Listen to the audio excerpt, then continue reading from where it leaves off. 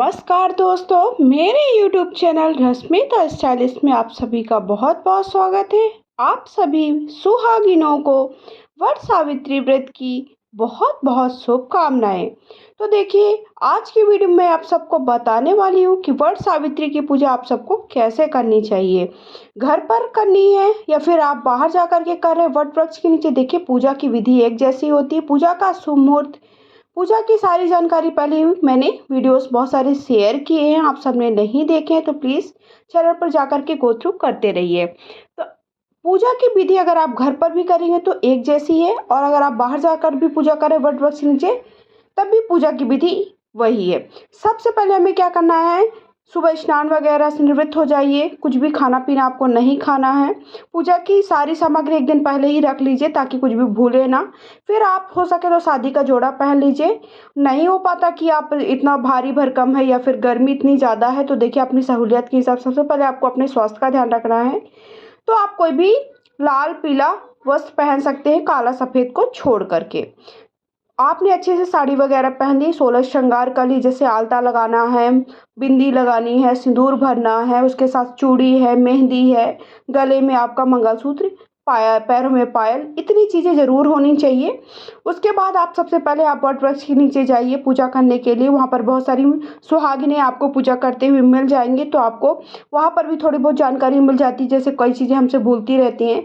सबसे पहले हमें क्या करना है, वट वृक्ष को सींचना है। अगर आप घर पर भी कर रहे हैं तब भी आपको जल से सींचना है। जल से चारों तरफ फेरी देते हुए सींच लीजिए, या फिर अगर आप घर पर बैठ कर कर रहे हैं तब भी। फिर उसके बाद हमें क्या करना, वट सावित्री और सत्यवान की हो सके तो देखिए मूर्ति भी आप बना सकते हैं, कोई आकृति दे सकते हैं। नहीं है तो पत्ते पर आप टिक्की लगा कर ही उनका भाव लेते ही उनका पूजन कर सकते हैं। या उसके बाद आप कलश अगर लेकर जा रहे हैं तो कलश की स्थापना भी कर सकते हैं। नहीं करना चाहते तो बिना कलश की स्थापना के भी पूजा कर सकते हैं। गौरी गणेश बैठा दीजिए।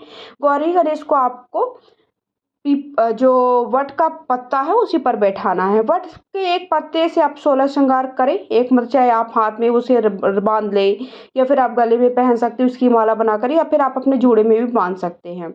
माना जाता है कि इस व्रत को करने से सुहागिनों का जो सुहाग है उसकी आयु लंबी होती, घर में सुख संपन्नता आती है और घर में वैभव बना रहता है। साथ ही साथ बच्चे संतान की आयु में भी वृद्धि होती है। संतान को उसकी जीवन में सुखमय बना रहे, इस कामना से भी ये व्रत रखा जाता है। तो सबसे पहले हमने गौरी गणेश का पूजन करना है। सबसे पहले शुद्ध जल की छींटे दे दिए, हल्दी कुमकुम लगा दीजिए। उसके बाद जो आप एप्पल बनाए हैं एप्पल, उसे आप लगा दीजिए। वो सबसे ज़्यादा मान्य होता है। देखिए कहीं कहीं नहीं पे भी होता, वो आप अपने हिसाब से देख सकते हैं। फूल लेकर के आए हैं, फूल चढ़ा दीजिए। जो भी है, आप जो पंखा लाए हैं, 2 पंखे रखते हैं कई जगह पर, कई जगह पर एक पंखा लाए। मैं एक ही पंखे की देखिए पूजा करके बता रही हूँ। पंखे पर आपको पूजा कर देना है। जैसे आप पूरा गौरी गणेश का पूजन करेंगे वैसे ही आपको पंखे का पूजन कर देना है। उसके बाद आप जो भी वस्त्र रूपी कलावा है, जनेऊ लाए हैं, जनेऊ चढ़ा दीजिए। बहुत सारी सामग्री आप नहीं ले जा सकते, वो भी आपकी 16 श्रृंगार की सामग्री आवश्यक रूप से लेकर के जाइए, वट वृक्ष पर छुआइए और सावित्री माता से अपने सुहाग की दीर्घायु के लिए प्रार्थना करिए। उसके बाद आप जो भी मौसमी फल है वो फल चढ़ा दीजिए। और भोग में हमारे यहाँ ये गुलगुले और पूरी का भोग लगता है। साथ ही साथ काले चने का भोग लगता है। काला चना अनिवार्य होता है। काले चने आप कई जगह पर अंकुरित लिए जाते, कई जगह पर ऐसे। वो जो काले चने हैं वो 5 काले चने, कई जगह पर 7 काले चने। देखिए ये पहली बार आप व्रत करने वाले हैं तो ये आप अपने घर के बड़े बूढ़ों से पूछ लीजिए कि आपके यहाँ के कैसे पूजा करते हैं। तो वो 7 काले चने हमें क्या करना होता है, जब हमारी पूजा संपन्न हो जाती है तो खाली आपको पानी से निगलना होता बिना चबाए। उसके बाद हवन कर लीजिए। भले हवन की 3 आहुति ही दीजिए। क्या है, माना जाता है कि जो हवन करते हैं वो सीधे देवी देवताओं तक, वो जो हम भोग चढ़ा रहे हैं वो नहीं जाता है, लेकिन जो अगर हम हवन करते हैं वो सीधे देवी देवताओं तक पहुंचता। तो मैंने हवन कर लिया। उसके बाद देखिए पूरी पूजा करने के बाद मुझे आप सूत, जो सफ़ेद सूत होता है वो अनिवार्य होता है। सफ़ेद सूत से हमें क्या करना होता है, फेरी देना होता है। और ये जो मौली होता है, मौली मैंने 2 इस तरह से देखिए 5 बार लपेट करके चढ़ा दिया है। एक हमें घर पर ले जा कर के अपने पति का जब पूजन करेंगे तो पति के जो दायां हाथ है वहाँ पर बांधेंगे, और एक सूत आप यहाँ पर ही चढ़े रहने देंगे ताकि आपके पति की आयु वृद्धि हो, उसे कोई भी परेशानियों का सामना ना करना पड़े। अब मैं सूत लेकर के, जो सफ़ेद सूत है उससे फेरी देखिए, आप 11 फेरी कर सके, 21 फेरी कर सके, 7 फेरी कर सके, 108 फेरी कर सके।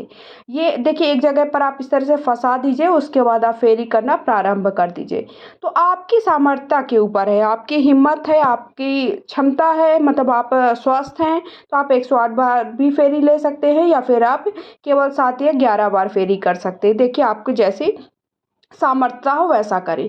फेरी करने के बाद हमें क्या करना है कि हमें कथा हाथ पर पे थोड़ा-सा हमें काले चने ले लेने हैं। काले चने लेकर के और फूल और थोड़ा अक्षत ले लीजिए। उसके बाद कथा सुन लीजिए। कथा सुनने के बाद हमें माता से सुहाग लेना होता है। तो देखिए, आप सिंदूरा लेकर के आएँ, कई जगह पर सिंदूरा लेकर के जाते हैं, तो आप उससे भी सुहाग ले सकते हैं। या फिर देखिए, माता को आप अपने जो भी पूजा से आप सिंदूर लीजिए, लाल या पीला सिंदूर जो भी आप चढ़ाए हैं वो लेकर के आए हैं, उसे आप माता को चढ़ा दीजिए। फिर इस बार इस तरह से 5 बार या 7 बार हमें पूरे मांग में भरना होता है। फिर उसके बाद हमें सिंदूर ले लिए, हमने सुहाग ले लिया, चूड़ी वगैरह जो है वो भी एक-एक ले लीजिए। और उसके बाद आपको कौन-कौन सी सामग्री वहाँ छोड़ कर के आना, कौन सी सामग्री लेकर के आना, इसका वीडियो जल्दी आज आप सबको मिल जाएगा। ये भी बहुत बड़ी बात होती है कि हम कौन-कौन सी चीज़ वहाँ पर छोड़ कर के आएँ, कौन सी चीज़ हम ले कर के आएँ। इस तरह से आपने सुहाग ले ली। सुहाग लेने के बाद हमें क्या करना है कि गले ज़रूर वट वृक्ष के गले लगना है, मतलब उनके पैरों को छूना है, और भूल चूक के लिए माफ़ी मांगते हुए वट वृक्ष के पैरों को एक बार और छू करके पूजा करके, मतलब चरण को स्पर्श करके आपको घर आ जाना है। घर आकर के इस तरह से आपको पति का पूजन करना है। सबसे पहले पति के खाली नहीं होना चाहिए सर, तो आप कुछ भी एक अगर आपने टॉवेल है वो है, या फिर आप एक रुमाल रख सकते हैं। उसके बाद पैरों को धुल दीजिए। धुलने के बाद चरण स्पर्श करिए। उसके बाद पंखे से हवा करिए और हल्दी कुमकुम लगा दीजिए, और टीका सीधा लगाया जाता है, मतलब खड़ा टीका लगाया जाता है। मेरा बेटा है वो भी बैठ गया पूजा करवाने के लिए, तो हल्दी और सिंदूर लगा दीजिए। उसके बाद जो आप फूल है फूल लगा दीजिए और आरती कर दीजिए। उनकी आरती करने के बाद जो भी आप मौली लेकर के आए थे वहाँ से, मैंने 2 मौली आपको बताई थी, मौली की फेरे मतलब एक लपेट करके बताया था। उसे क्या करना है, आप उनके दाएं हाथ में बांध दीजिए ताकि ये रक्षा सूत्र का काम करे। उसके बाद पंखा कर दीजिए एक बार और चरणों को स्पर्श कर दीजिए। जो भी आप मीठे का भोग लगाए हैं वो भोग और उन्हें खिला दीजिए। उसके बाद आप खुद खा लीजिए, और इस तरह से आपको व्रत का पारण करना है। व्रत का पारण वैसे चने से, जो भिगोए चने हैं उनसे ही करना होता है। तो इस तरह से आपको पूजा करनी है। आई होप आप सबको सारी जानकारी मिल गई है। अभी तक आपने मेरे चैनल को सब्सक्राइब नहीं किया है तो प्लीज़ चैनल को सब्सक्राइब कर लीजिए। कमेंट बॉक्स में जय हो सावित्री सत्यवान की या हर हर महादेव श्री शिवाय नमस्तुभ्यम कुछ भी लिख सकते हैं। वीडियो को सबसे ज़्यादा आधे मतलब बहुत सारे लोगों के साथ शेयर करिए और वीडियो को लाइक करिए, सब फॉलो करिए।